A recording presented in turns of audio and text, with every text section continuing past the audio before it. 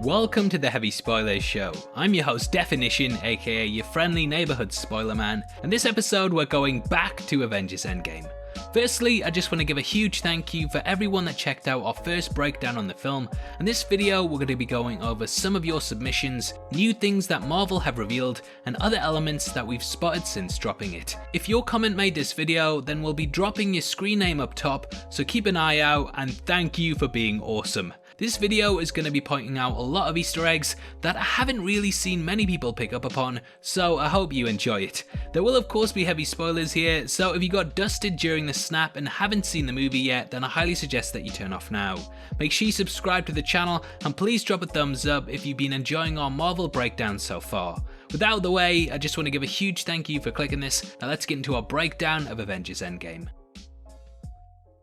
Okay, so this amazing Easter egg was recently dropped by Marvel, and it shows just how much the studio focus on iconography and symbolism.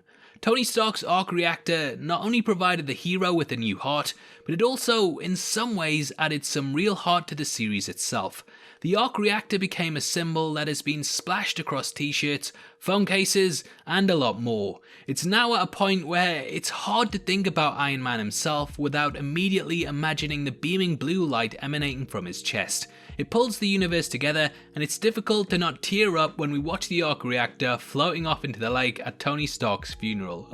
I'm not crying, you're crying. But the shape and colour of it also played a big part in the reunion of the Avengers. After the events of Civil War, the group separated, and it wasn't until Endgame that they reunited as a whole. Their first mission as a team involved travelling back in time, and just before doing so, they put their fists all together, not only showing a bit of social distancing, but also the shape of the Arc Reactor itself.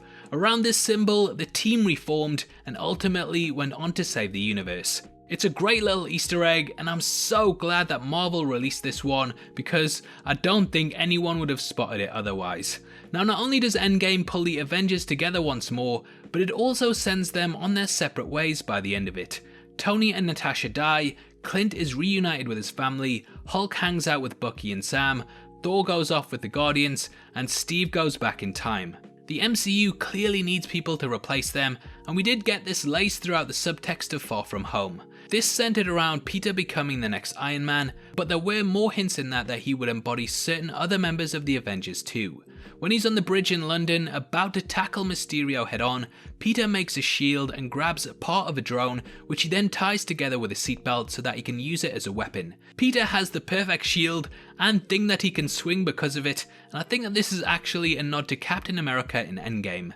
After gaining Mjolnir, he begins to swing it around before charging at Thanos. Peter holds it in a similar position, showing that he now embodies some of the pillars of the Avengers, and I love how this stirs up the imagery of Thor's hammer, Cap's shield, and of course his mentor Iron Man. Now, seeing Tony go was tough for all of us, but at least we can take some solace in the fact that he did get to hug his father and tell him that he did his best. We've already mentioned how this tied back to the bath scene in Civil War, but in Iron Man 2, Tony tells Fury that his father never used to hug him, so this is a great little exchange between the two. Throughout the MCU, Tony has told people that he never likes to be handed anything, and this has been referenced in Iron Man, the Avengers, and a lot more, making it one of the weirdest character beats, ever. However, in the elevator, Tony's dad hands him flowers and he takes them immediately. When Tony's dad puts his hand out, he says, "Shake it, don't pull it," and Tony later gets the idea to shake the stones off the glove instead of pulling it like how he did in Infinity War, which as we all know went pretty badly. Now, a big thing in the film that really shocked audiences was the reveal of Thor, who since killing Thanos had turned to alcohol and pizza. Damn, Marvel even predicted lockdown life. This is reflected in his surroundings and the people that he hangs out with. If you look closely at Korg, you will see that moss has started to grow on him, which, similar to stones, shows how long he's probably been stationary for.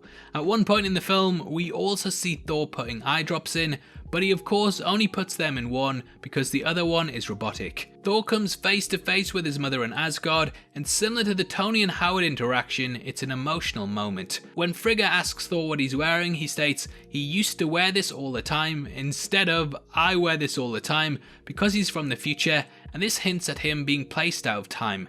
Frigga hints that she knows of the future because she was raised by witches, and this is a callback to Thor Ragnarok. In that, Thor and Loki go to Shady Acres just to catch it being demolished, and Loki says he didn't know this would happen because he can't see the future as he's not a witch. So taking all that together, we do know in the Marvel Universe that witches can tell the future, and that's how Frigga is able to, well, you know, that and the fact that he looks completely different. Anyway, Endgame is laced with a feeling of grief throughout, but the stages of it pop up at several points, with each of the surviving Avengers representing the 5 stages of it. Tony represents denial because he got lucky and didn't lose his family. Tony ended up turning his back on the world, and he was living a peaceful, happy life with his wife and kid in complete denial of the despair going on. Clint represents anger, which is pretty obvious through his actions, and Steve and Natasha represent bargaining as they refuse to move on even after 5 years. When the idea of time travel is brought up, even though it seems ridiculous at first, they jump at it and give it their all because they're trying to bargain with the universe. Thor sinks into depression and completely loses his grip on life, lets himself go, and the loss of his family, his home, and people really weighs in on him. Finally is Hulk, who deals with acceptance. He is the only one who works on bettering himself and accepts everything that's happened, even though the character lost 2 times. The 2 opposites of his personality put their differences aside and they accept one another and move on. Hulk plays a big role in the film, and his snap brings everyone back. Now there's actually a lot of subtle things in this scene that show that the world is restabilized. Firstly, there is sunlight and the clouds seem to depart. This is because the oxygen around the planet was contaminated with the ashes of all those that died. We actually saw hints of this early on in the film when viewing New York, and this mist was likely brought on because of the dust that surrounded the planet when everyone got, well, dusted. The birds return, as does Hawkeye's wife Laura. Now why this is interesting is because she is one of the people that we see go last in the snap as they disappear at the start of Endgame. During the scene we can hear birds chirping, and they're taken too, so it's poetic how Laura and the birds are the first to go and also the first to return. When Tony assembles the gauntlet with Rocket and Hulk, this is a direct callback to when Howard played with the Tesseract in the first Avenger. That is also why Rocket says boom, as in that scene Howard blew the chamber up. Thanos is all about balance, and no more is this reflected in the way that the gauntlet goes from being left-handed to right. In Infinity War it starts off on the left, and in Endgame it goes to the right, which brings everything full circle. Tony calls Rocket a Build-A-Bear, and Rocket says, maybe I am. It's kind of played as a joke, but when you rewatch the MCU, it's really sad. In Guardians, Rocket tells Star-Lord that he didn't choose to be taken apart and put back together over and over again, and hey, no wonder he thinks he might actually be a Build-A-Bear. Tony re-enters Stark Tower through the same window that he was thrown out of by Loki, and when he goes to see Cap at Avengers HQ, he says he just wants peace.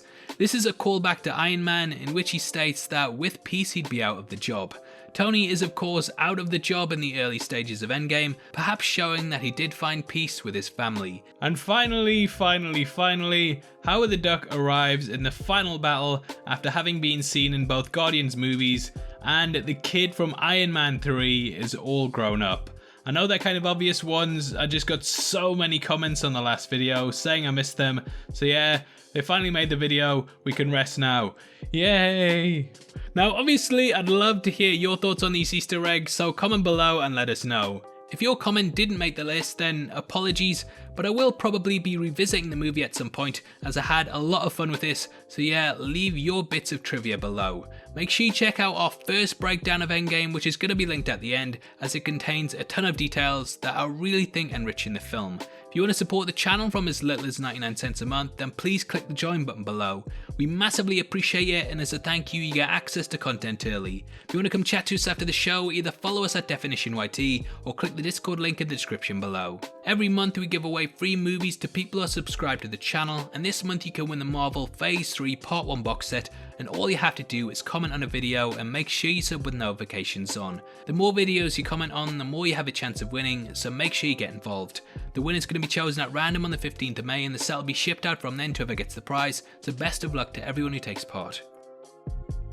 This is a channel for people who are super into superheroes, so if that's the kind of thing you like, hit subscribe. Thank you for taking the time to watch this. I've been Definition, you've been the best, and I'll see you next time.